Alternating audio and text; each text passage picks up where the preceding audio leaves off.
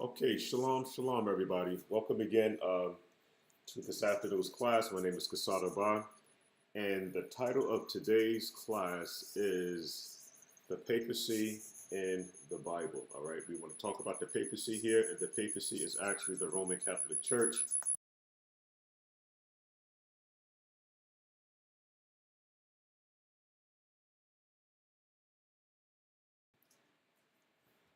Okay, sorry for the interruption, Mr. McCart. We still are having little issues here with the sound. So, but again, I want to thank everybody for taking time out of their busy schedule to join me here this afternoon. And we're going to be dealing with a very controversial topic here. And the topic is the Roman Catholic Church. Okay? The Roman Catholic Church. Let's see what is actually going on with the Roman Catholic Church, how we can tie this in with Bible prophecy, what we should be expecting here in the latter days. So the papacy in the Bible is the creator of heaven and earth for all the great things that he has been doing for the nation of Israel. And we want to make sure that is done first and foremost. So the way that we do that, Mr. McCart, is that we start off with the Father's Prayer, and we can find the Father's Prayer actually in the book of YAHUAH, the book of Matthew, the 6th chapter, verse 9, as the Mashiach shares how to pay proper homage to the Father. So let's begin in Hebrew on the Father's Prayer. Abinu Shabbat Shamayim Yit Kudat Shemka O Yit Barak Malkutka Retsunka Yahie Ishui Ba Shamayim U Ba Aretz Ut Atain Ain Lakmenu Tamadit Umakulanu Kataatenu Kaasher Anaknu Mukawim U Al Tabi Ainu Layide Nasayon U Sham Ranu Ra Amen. Hallelujah. We're going to do it now in English. All right, now I'm going to do it in English. Our Father, which art in heaven, set apart be thy name, thy kingdom come, thy will be done on earth as it is in heaven. Father, we pray that you give us this day our daily bread. Forgive us of our debts as we forgive our debtors. Lead us not into temptation, Father, but we pray that you deliver us from all that is evil, for thine is the kingdom, and all esteem belongs to the Father through his Son, Yahusha HaMashiach. We say hallelujah. So again, Mr. McCarthy, we want to thank you for joining us here this evening. And before we get started, all right, I wanted to clear up a couple of things. I had a very interesting conversation last night at my brother's house, very good brother of mine, and another brother, he's also a good brother. And we was talking about a little bit about the little horn. All right, some are believing that once again the little horn is actually Antiochus Epiphanes IV. All right, I'm saying that it is not Antiochus Epiphanes IV, and we're going to talk about that a little bit here this afternoon. This is going to be a pretty long series, meaning now is that it's going to take at least 3 parts to actually finish this, because I want to make sure that everybody understands where I'm coming from, and by all means, I pray that everyone is checking and double checking my sources, all right? Don't believe me, all right? Your salvation is also on the line, so we want to make sure that all information that is being given out is divinely inspired by the Father, all right? So let's take a look at something right quick, all right? It's not on my PowerPoint slide, but what came into question was Daniel, the 7th chapter, verses 11 through 12, all right? Daniel, the 7th chapter, verses 11 through 12. I just want to talk about that for about 5 minutes, and then we'll go ahead and jump into the papacy and the Bible fulfilling his historical prophecy.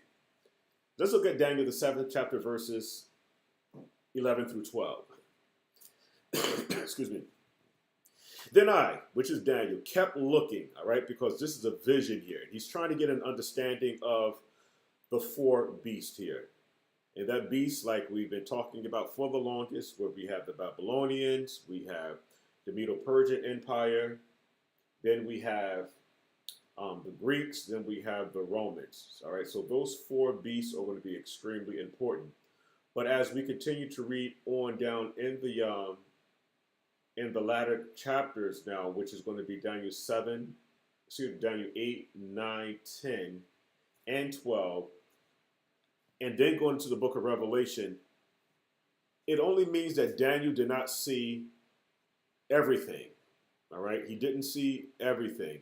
And as time continues on, we see that there was a lot of information that was shared with John the Revelator. And John the Revelator was on the island of Patmos for his testimony, for his belief in the Mashiach. And so he was actually thrown in prison in Asia Minor. And again, this is on the island of Patmos for what he believed, according to Torah, and his relationship with the Mashiach. So listen very closely. It says, then I, which is Daniel, kept looking, or he continued looking because of the sound of the bolt. This is not talking about the beast. The beast and the horn are two separate entities, but at the same time, they are working together, all right, because we have to make sure that we understand the iron mixed with clay. But we're talking about, we want to be very specific here.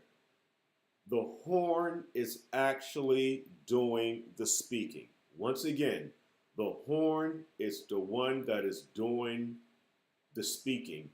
And there's a military, okay, that is actually backing the horn.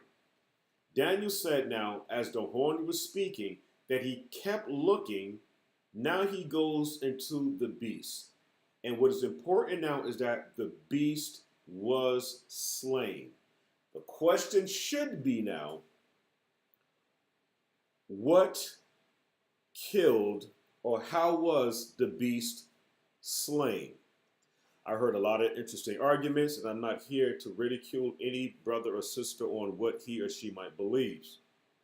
But yes, as it was discussed last night in a very good conversation that we had with a couple of brothers, is that there was an insurrection in the Roman Empire,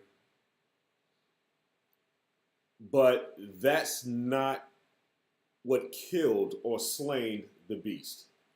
That's not what killed it. There were insurrections, and these insurrections did not cause the demise of Rome.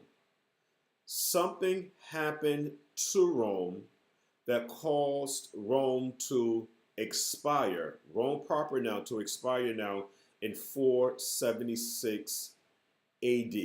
And it was not the insurrections now that was happening in Rome. So Daniel said now, I kept looking until the beast was slain.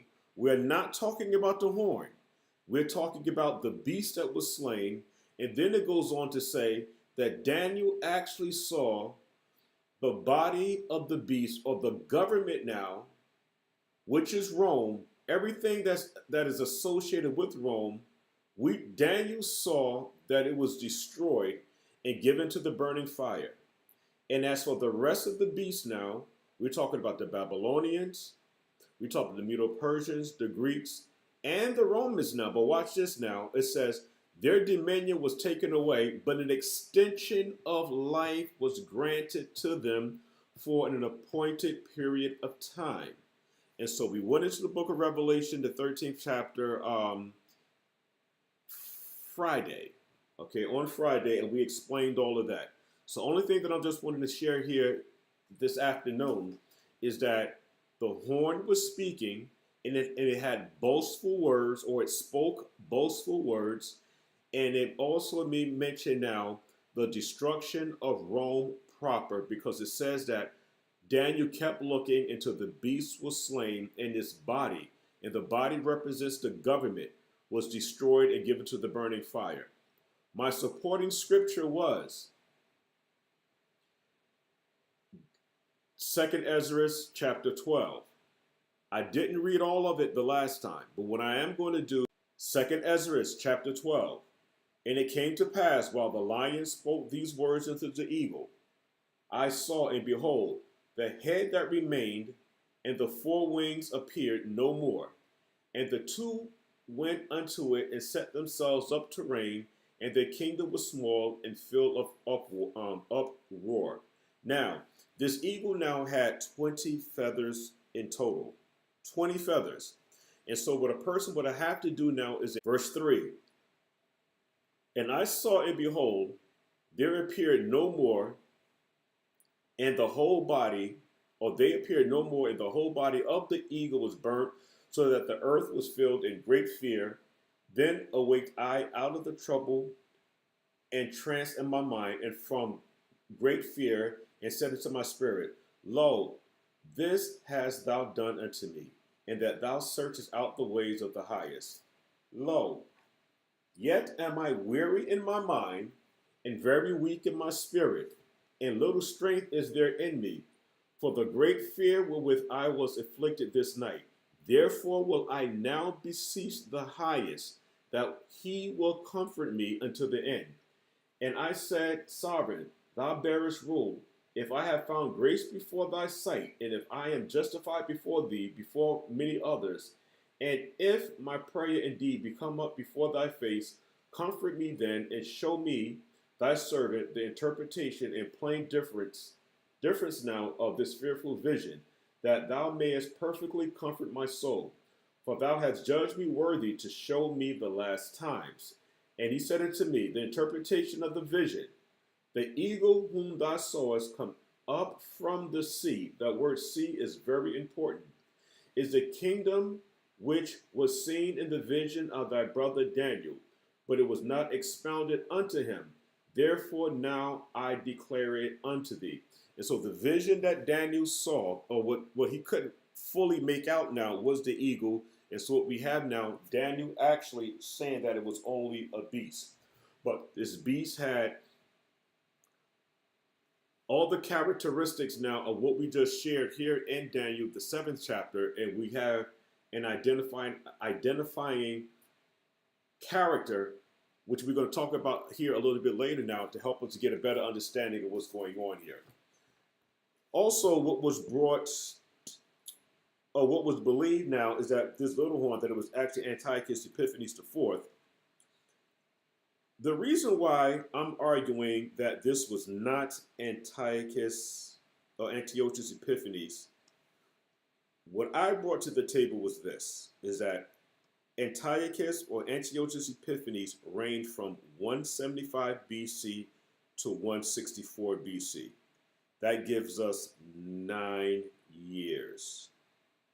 Now, keeping these calculations in order, Antiochus Epiphanes desecrated the temple by sacrificing a pig on the altar in 167 BC. All right, 167 BC.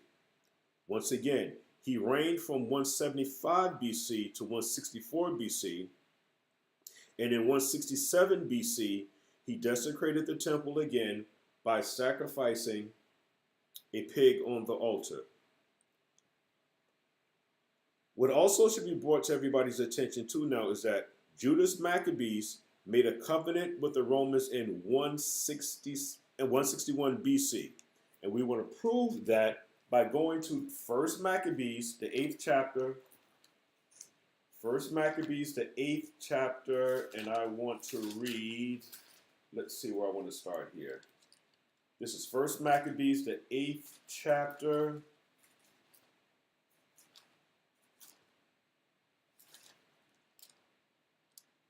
Let's start at the 8th chapter.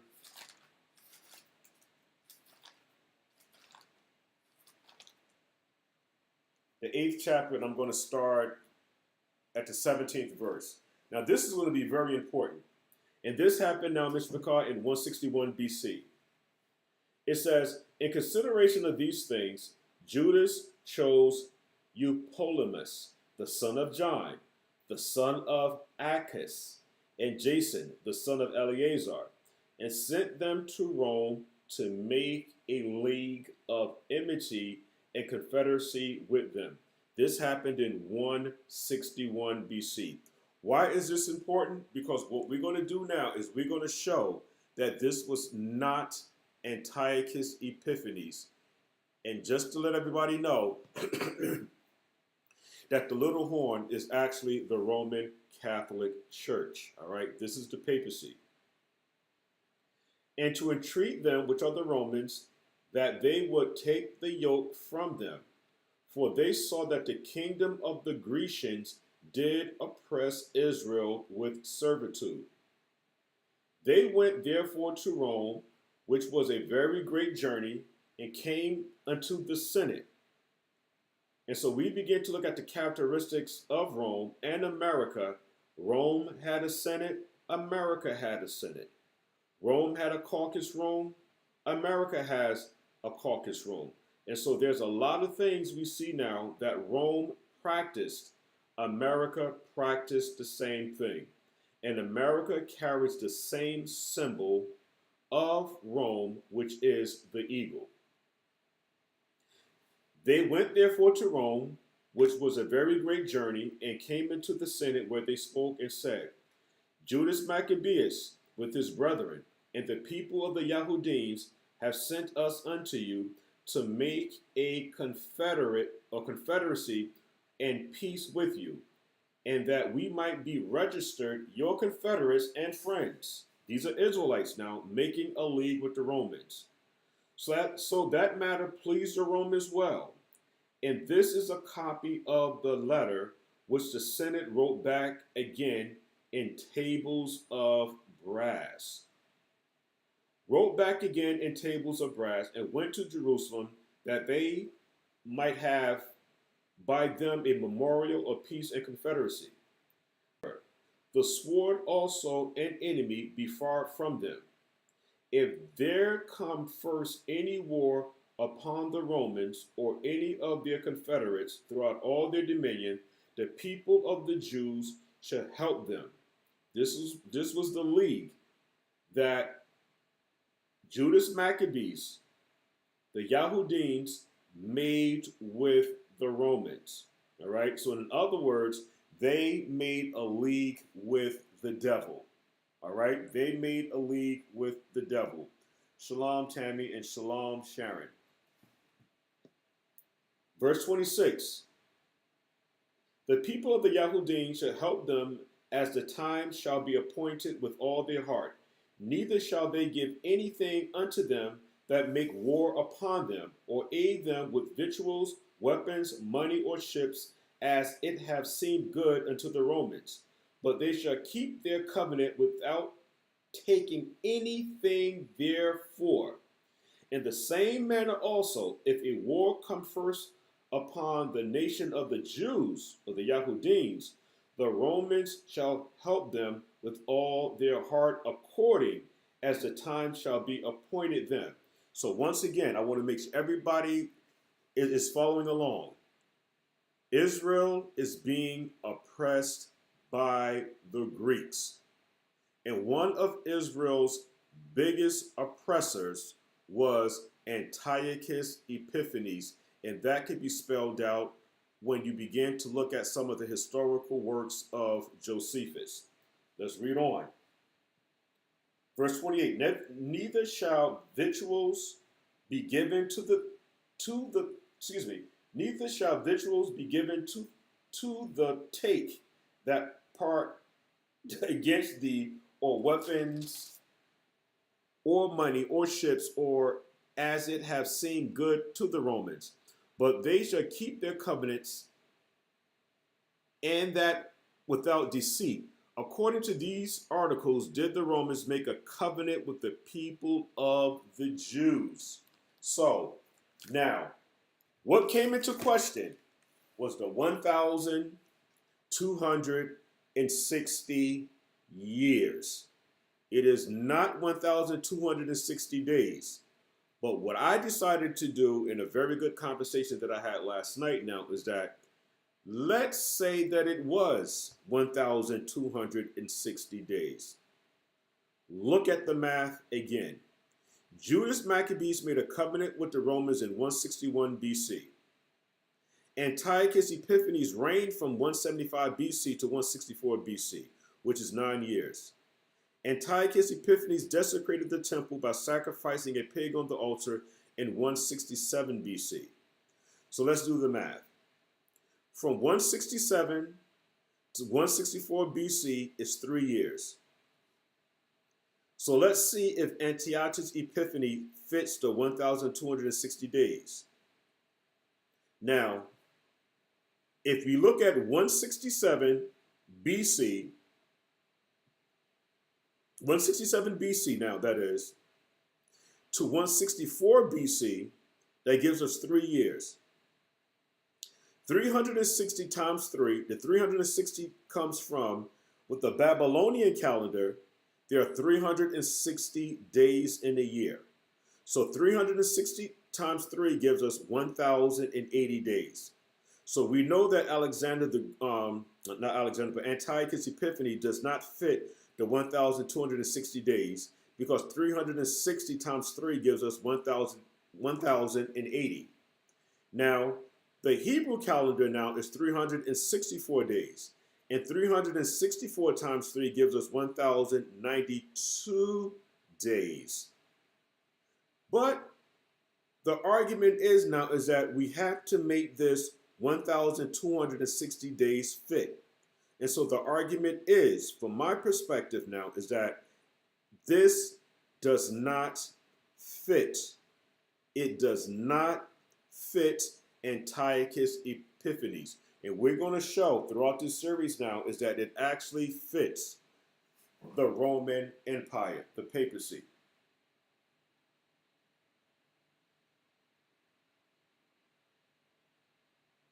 Okay, so let's begin. The colossal figure and their dates brings us to the front door of the papacy. I took a lot of time with this, Mr. McCobb, because I really wanted everybody to follow along. So once again, the colossal figure and their dates brings us to the front door of the papacy. The gold, which are the Babylonians, ran from 605 BC to 539 BC.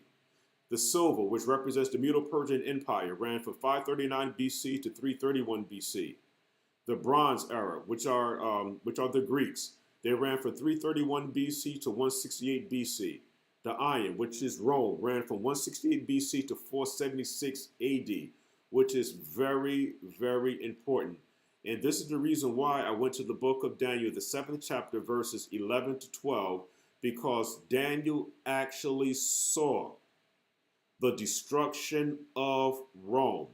Now, when I say the destruction of Rome, we're transitioning, meaning now is that the eagle transitioned from one kingdom to the other. And the other mighty kingdom that came up after the Romans now, and to be more specific, that came up after the 10 toes now, is actually the United, let's say, put it this way, was America. And that can be explained in the book of Revelation. And I use that word loosely, but we still see the iron and the clay because Rome became divided. So it is now a divided Rome / Europe. And that began in 476 AD into present. Once again, if anybody wants a copy of the slideshow that I'm presenting, I would be more than happy to give it to you for free. Only thing that you would have to do is to send me your email address and I will send it to you ASAP. Let's continue on. Eastern and Western Rome is also important in Bible prophecy in helping us to keep the timeline without interruption. Rome, a strong Rome. Rome came to her peakness in power in 117 AD. And the reason why these dates is so important is because there's a teaching out the preterists. It's a preterist doctrine. And what the preterists teach is that,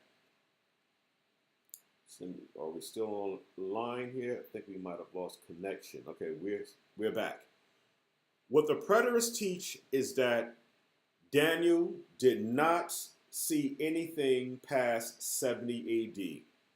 After reading in the book of Revelation, all of that ended in 70 AD.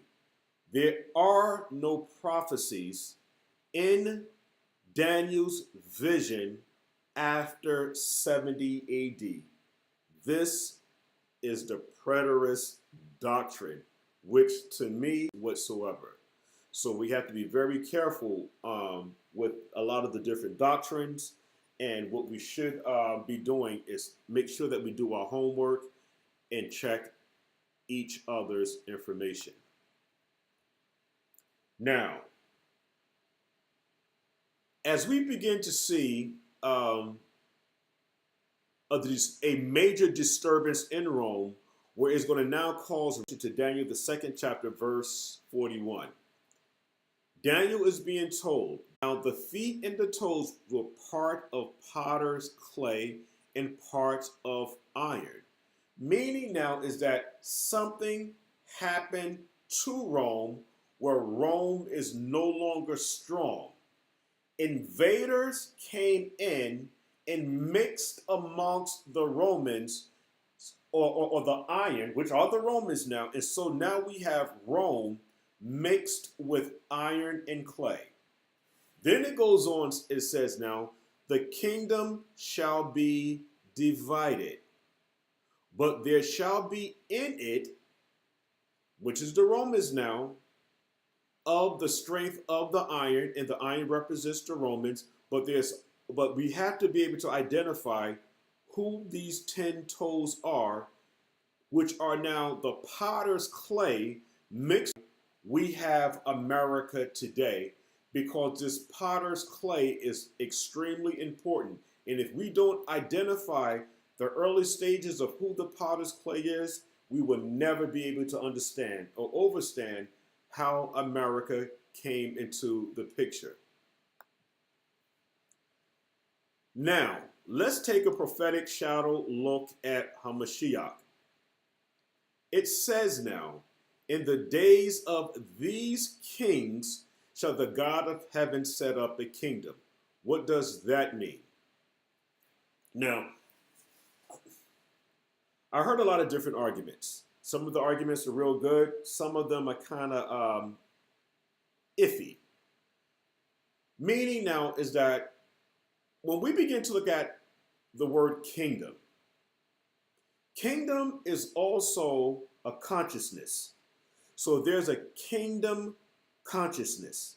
So when the Mashiach came, and being that the world was in darkness, and the Mashiach is that light, the Mashiach came to bring about a kingdom consciousness first to Israel.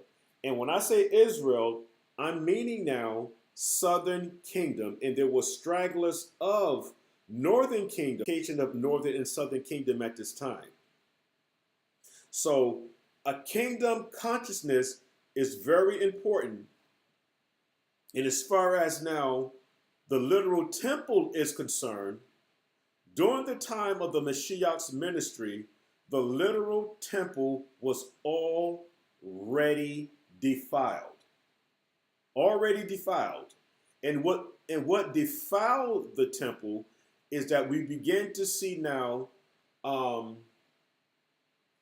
agreements being made between the Yahudims and the Romans, especially with Herod, when Herod married Miriam of the Hasmonean dynasty, and the proper priest who was supposed to have been reigning at that time was a gentleman, a young guy actually, and his name was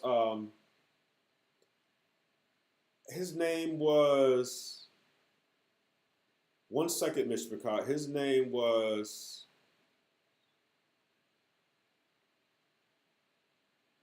going to come back to me. His name was it'll come back to me. His name will come back to me, all right? It was a coalition that was made now with Herod, with Miriam, and we begin to see in 161 BC where there was a coalition made between the Jews and the Romans when we go to the first book of Maccabees, the 8th chapter, verses 17 to 29.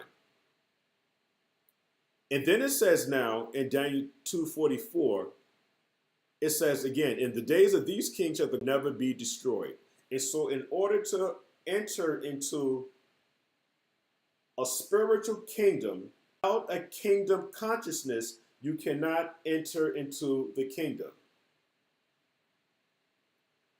Now, this kingdom will never be destroyed, as the Babylonians will be destroyed, the Medo-Persians will be destroyed, the Greeks will be destroyed, and the Romans will be destroyed, and America also will be destroyed.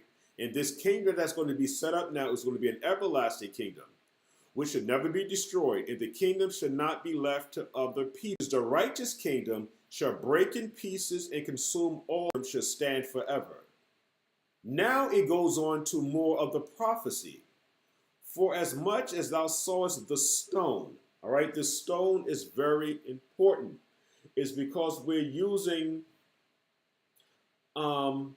cryptic words here to help us to understand something greater than the cryptic language. Meaning now is that we're talking in codes.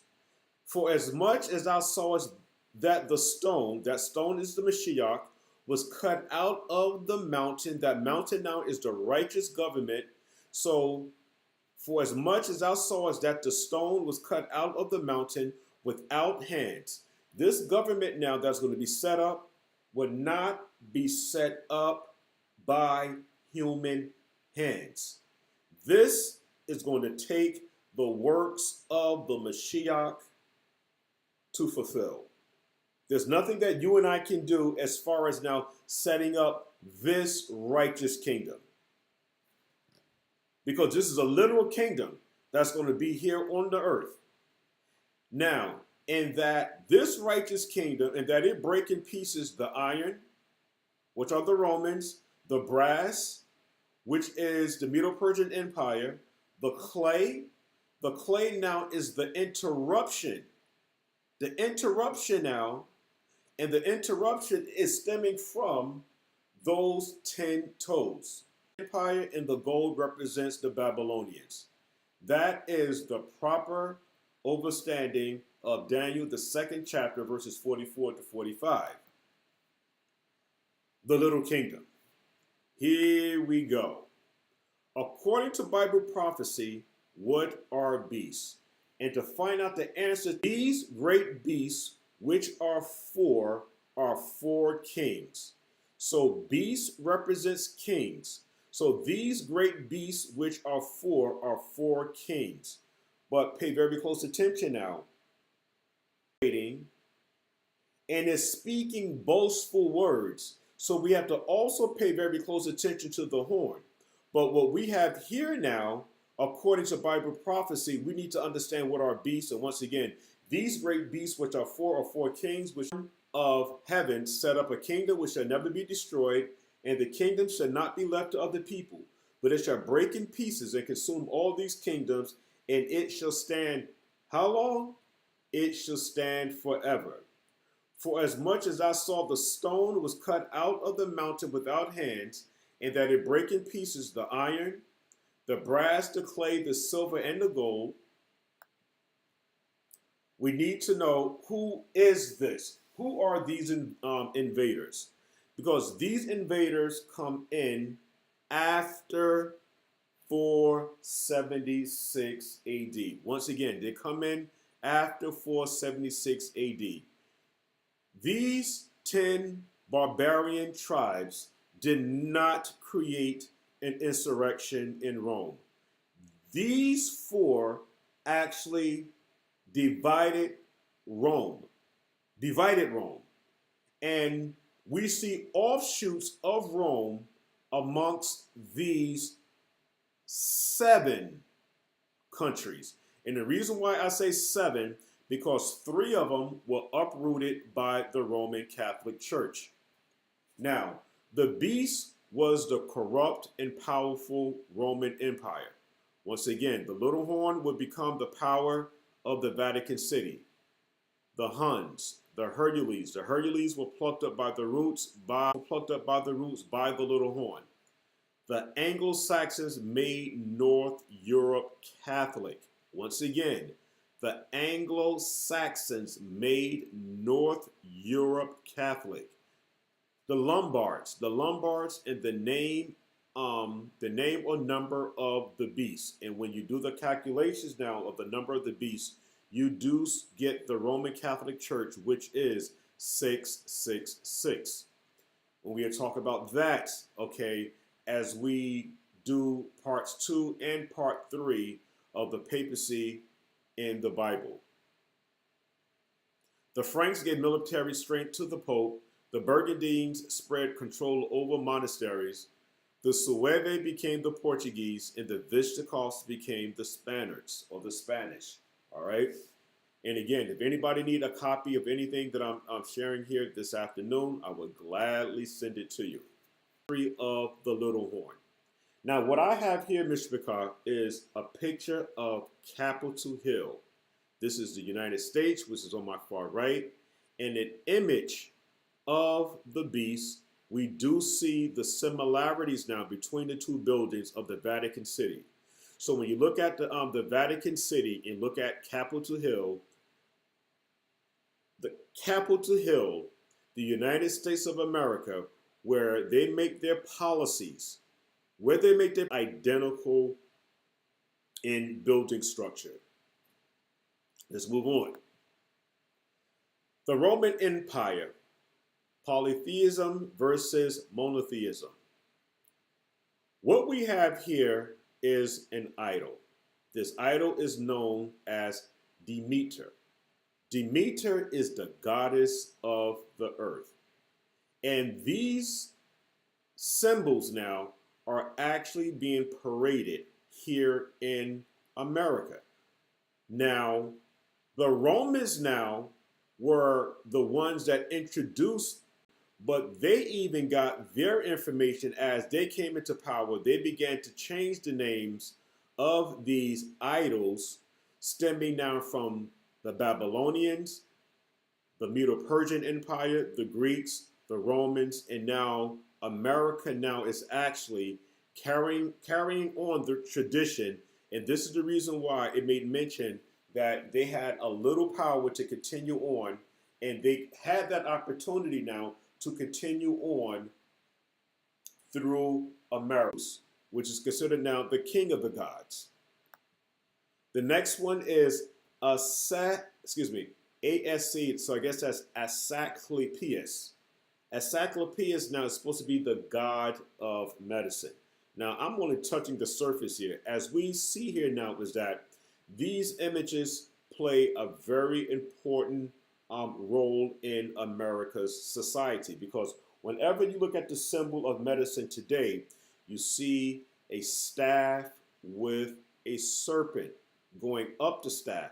And we also see that in Bible stories, or one of our Bible stories, where we see now Moses now actually had a staff with the serpent on it, because Israel had gotten so wicked in Israel. And so we see this symbol being displayed in the wilderness, helping Israel to get over their wickedness because of just being simply disobedient. Hera, H-E-R-A. Hera now is the queen of the gods. And so obviously now I'm not going to have time to go into extensive history with these gods. That would be your responsibility, all right? Only thing my responsibility is to do now is to present the case. And if you want to know more about it now, is that you can actually do your own research with it. I've done my research, all right? I know what it is. And there's more research for me to do. But what I like to try to do is to at least get the individual started on the right path. Because when I do my classes now, this is not church where you just sit back and you don't do anything. It is also your responsibility to show yourself approved by doing the research. And my sisters said now the idols are the representation of the rulers of darkness, and you are very, very correct. Absolutely. I mean, I can't make no mistakes about that. You are correct. And this is what the Vatican, this is what the Romans are doing. They're actually channeling. They're channeling now these demonic spirits now, inquiring of them on how to obtain certain things. And this is the reason why it said the dragon gave the woman or the beast its power. Let me say this correctly now. The dragon gave the beast its power. These are demonic forces at work. Let's read on. Now, unless you've been living under a rock, everyone knows who this is, all right? In the back to the far left, we have, everybody knows this person as Caesar Borgia. When they begin to talk about Caligula, and we begin to look at the Pope, which is on the far left-hand side, and we begin to see Michelangelo as he paints the picture of the Mona Lisa, where they begin to change idols and all of these things here now, is that America is really big on idols. Rome is also very big on idols. And so we're living in a idol society. And this is the reason why we always try to share with people that we want to make sure that we're very careful in what we do, things that we bring into our houses, because these things definitely bring about spiritual darkness. And my sister said, the Babylon, the head of gold, spiritually taught demonic worship within the man's image. Absolutely. I mean, you're 100% correct again. And so I'm glad to see that there are a lot of us that are actually doing the homework, and we're able to realize exactly what is going on here in these last times here.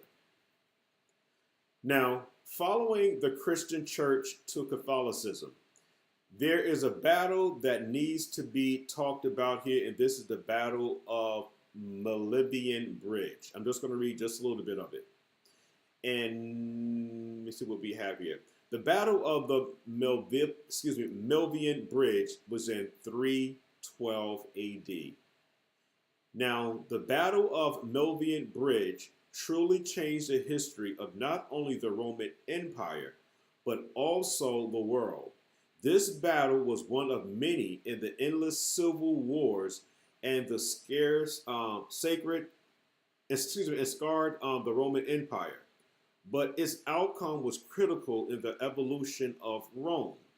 The victor of the battle went on to establish a new dynasty, laid the foundation of the later Byzantine Empire, and helped establish Christianity as the official religion of Rome. Okay, in 312 AD, the Battle of Milvian Bridge helped Rome to establish Christianity as the official religion of Rome. Let's read on. The Edict of Milan by Constantine in 313 is very important. Christianity became the official religion of the Roman Empire. The Christian clergy was given legal privileges and was immune from military duty and taxes.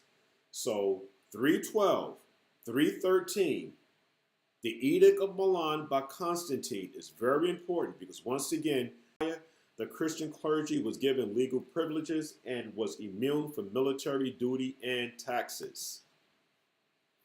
Church and state and paganism.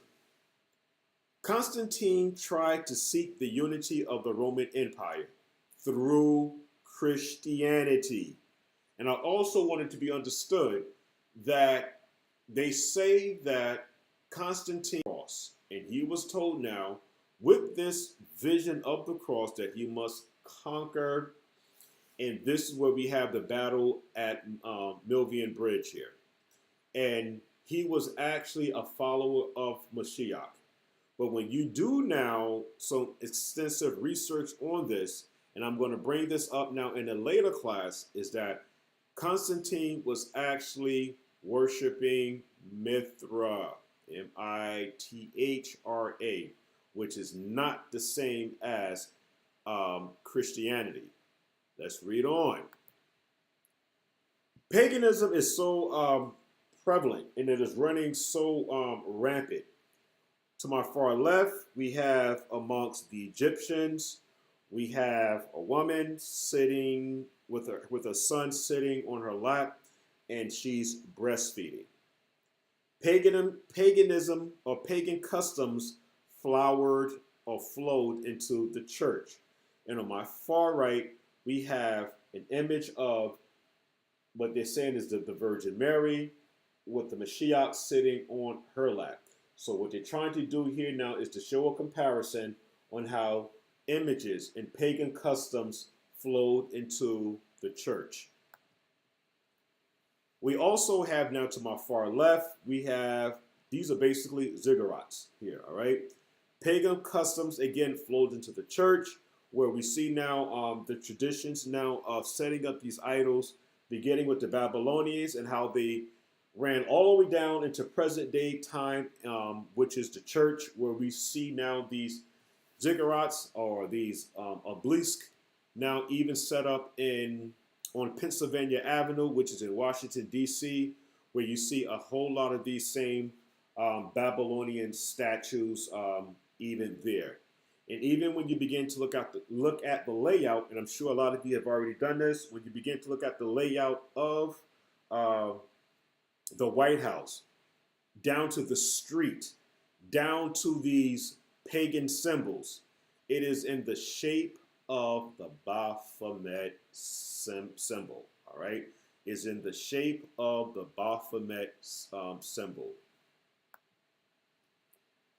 We also have now something very important. When you look at this prayer ceremony to my far left, we have bread shaped like the sun. So they were real big into sun worshiping. But when you look to my far right now, this is nothing new. We see that the Babylonians, we even see the Sumerians now also were very heavily involved in sun worshiping.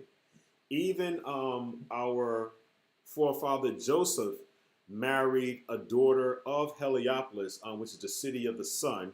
And the priest there was a priest by the name of On. And On is to be understood as the god Anu, which we will find in some of the writings of Zechariah Sitchin when we begin to look at Enki and Enlil, and we begin to look at the 13th planet and the problem that was going on as far as leadership here on the planet Earth. When we begin to look at Ea or Enki, and we begin to look at Enlil, when you get to Niskazita, Danica, you begin to look at who else is Marduk. All of this stuff now is coming from Babylon, even as far back as the Sumerian text that was done by Zechariah Sitchin. Billy Carson, he also talks real heavy about that in this book. There's new evidence out in the Antarctic where this is not quack news, where they have found pyramids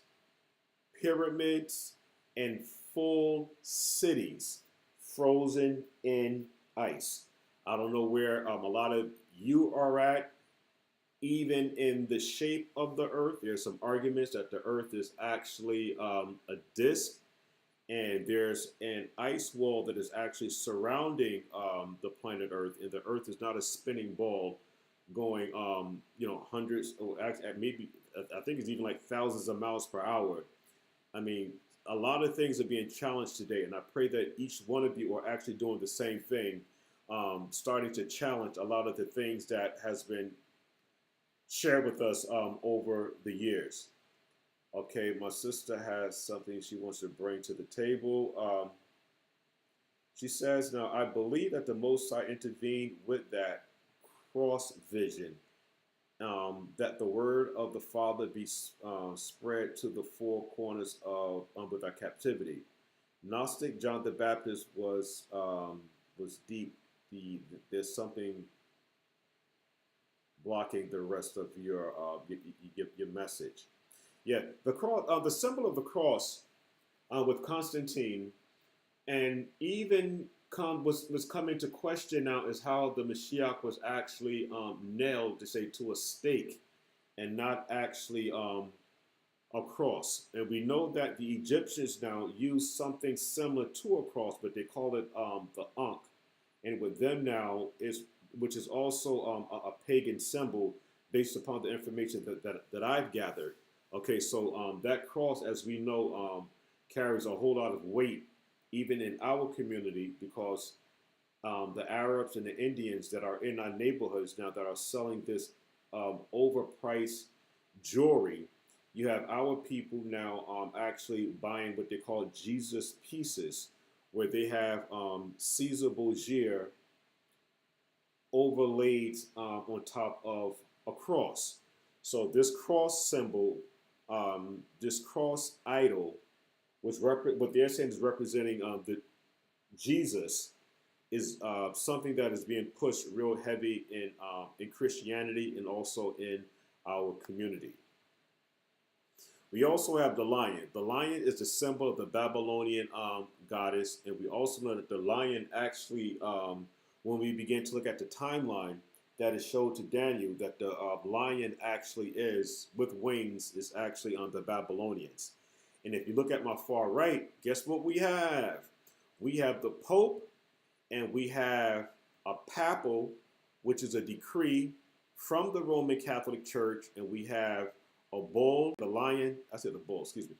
There's a lion with a man's face, and we have what they call a bull, or and we have the Roman Catholic Church standing right beside this image.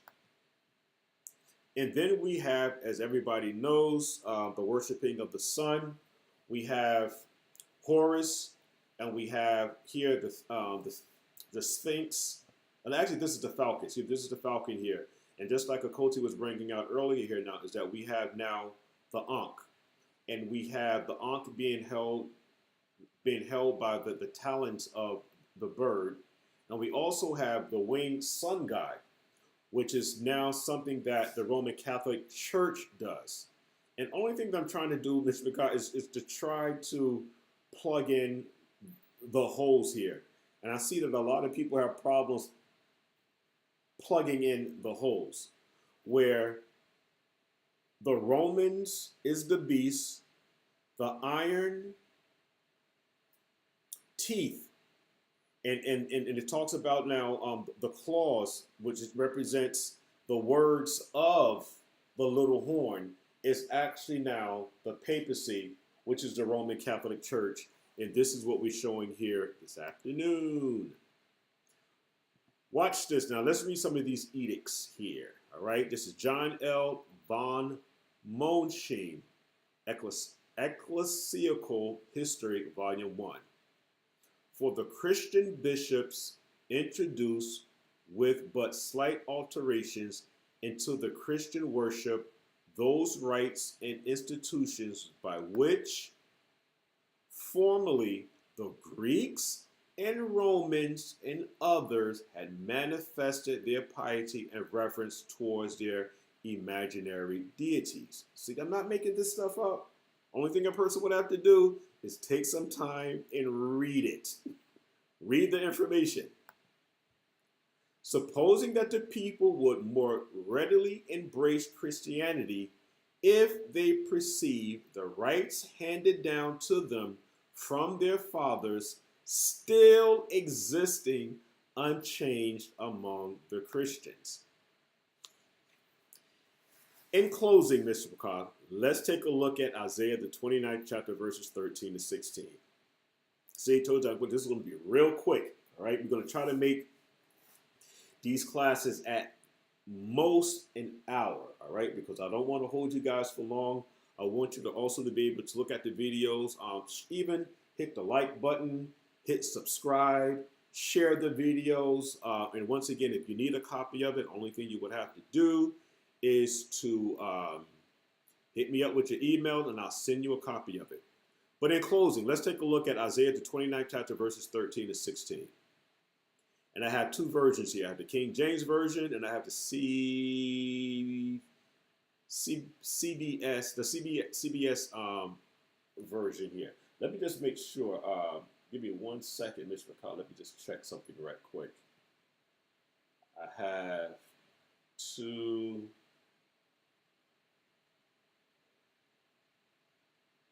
Computers running here. So let me just double check something, make sure everything is correct.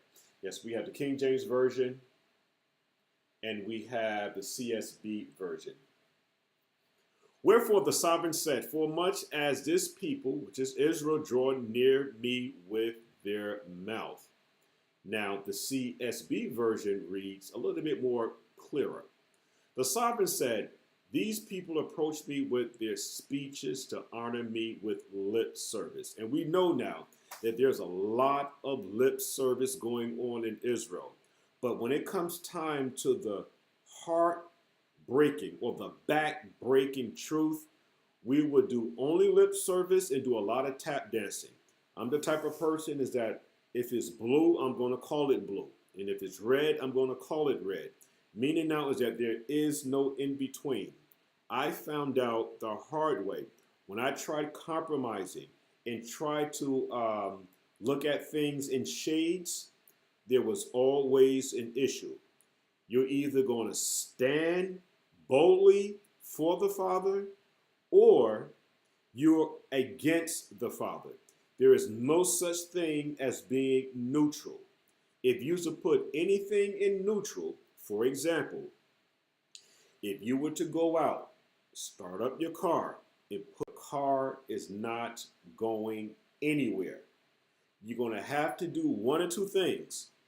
After you start the car, you're going to have to now put it in drive, which is going to take you forward, or put it in reverse. And the next option is to put it in park, and obviously in park, you're not going anywhere. So the sovereign said, these people approach me with their speeches to honor me with lip service, yet their hearts are far from me, and humans' rules direct their worship of me. Wow, that was powerful. Again, yet their hearts are far from me, and human rules. Okay, and let's bring this up to date. All right, because Isaiah was speaking to the people of his time, but is this now applicable to today, where the rules and regulations, which means now today's policies, do those things direct and rule men today, especially when you begin to look at some of the things now that is going on in Judaism. It is not through Catholicism. The way that we must do this now is return to the ancient paths. And the stronger that we grow in maturity now in Torah, we should be able to read other books with the understanding now is that how do you now throw out the bones and keep the meat? This takes time and understanding, meaning now prayer and fasting and getting together with brothers and sisters now in comparing ideas. This is the reason why I do a lot of Zoom calls. The Zoom calls now are not meant for me to actually do a class. We're there now to discuss your points of view and having supporting scriptures now to support what you're saying. Because anybody can say anything. So Zoom calls are round table discussions where men and women now have the opportunity now without fighting and bickering, because the way that I do it, when things get disruptive in any Zoom call, you're canceled. You're kicked off. Your mic is muted. And I would even go as far is that you're suspended for some time because you were not able to control your mannerism in a open discussion on scripture. Because it is our responsibility, men I'm talking about now, as shepherds in the vineyard, make sure that the information that we're giving out to the sheep is correct. Now, can women minister? Women have a role and a responsibility in all of this now, but their primary and also in Torah. So there's rules and regulations to this game here on how it actually operates. So let's speed it up here because we're almost done.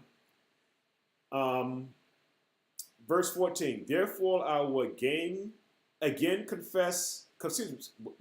confound these people with wonder after wonder. The wisdom of their wise shall vanish, and the perception of their perceptive will be hidden. Woe to those who go to great lengths to hide their plans from the sovereign. They do their works in the dark and say, who sees us? Who knows us?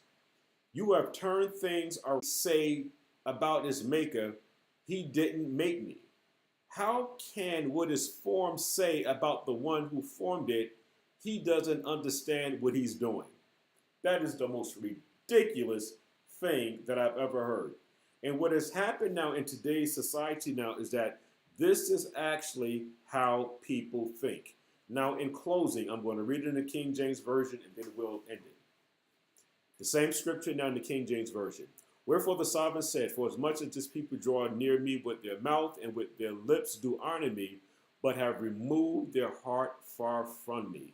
Oh, what a shame. And their fear toward me is taught by the precept, and that's the operative word that we should be looking at, by the precept of men. Therefore, behold, I will proceed to do a marvelous work among this people, even a marvelous work and a wonder.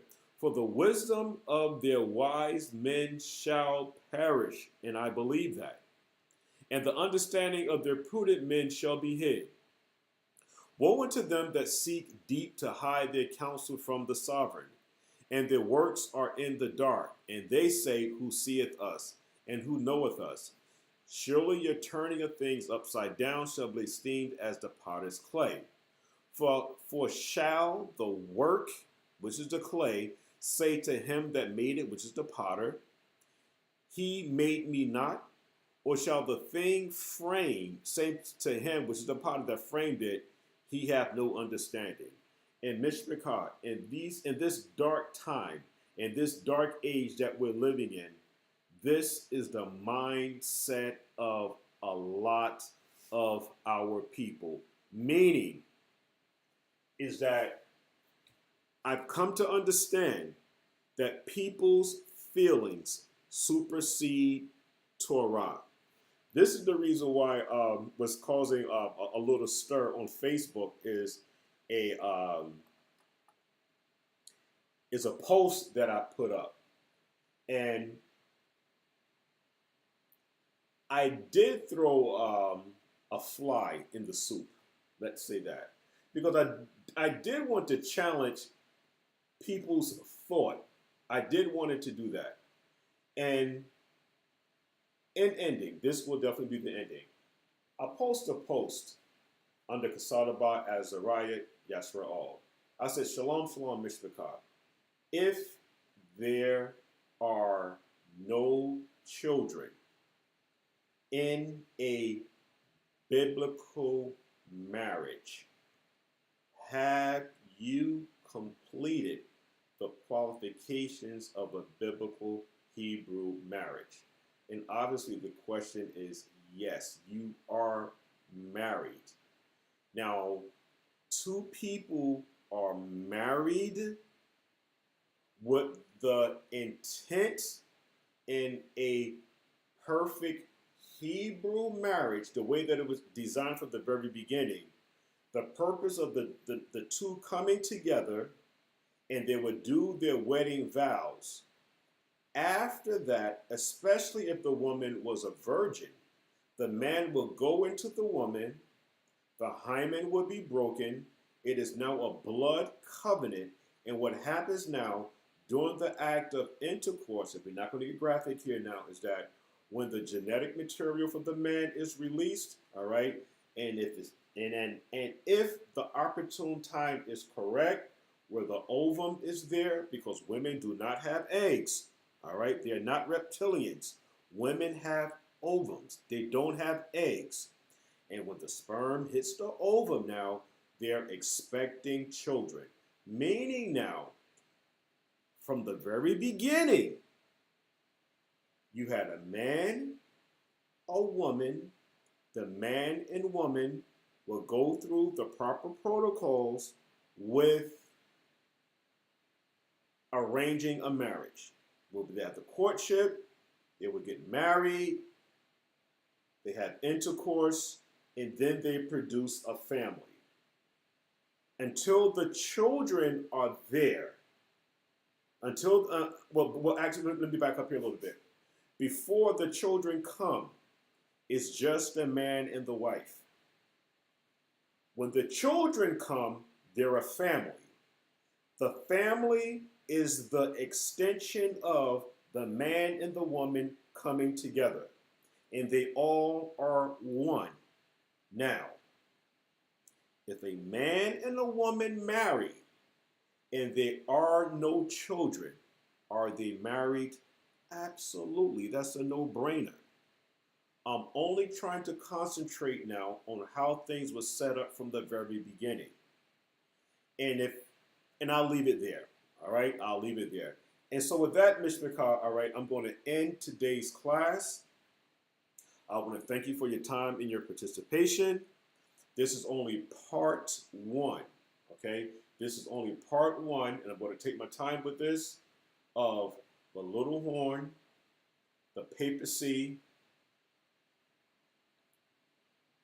and Bible prophecy. So once again, thank you everybody for your time and your support. I pray that the Father continue to be with you, and I have the information if anybody was interested in trying to continue help me to do the research about the books that I need to buy and get some of these academia reports, make sure that the dates and things like that are correct. I would gladly appreciate it. And don't put yourself in a bind. Do not put yourself in a bind, all right? Make sure that you take care of your responsibilities first, your family first. Make sure that there's food on your table first and foremost. And if there's any change left over, if you feel free now to donate anything after you take care of your responsibilities first, by all means do that, all right? So with that, Mishmikah, I'm going to say shalom, shalom, and until then.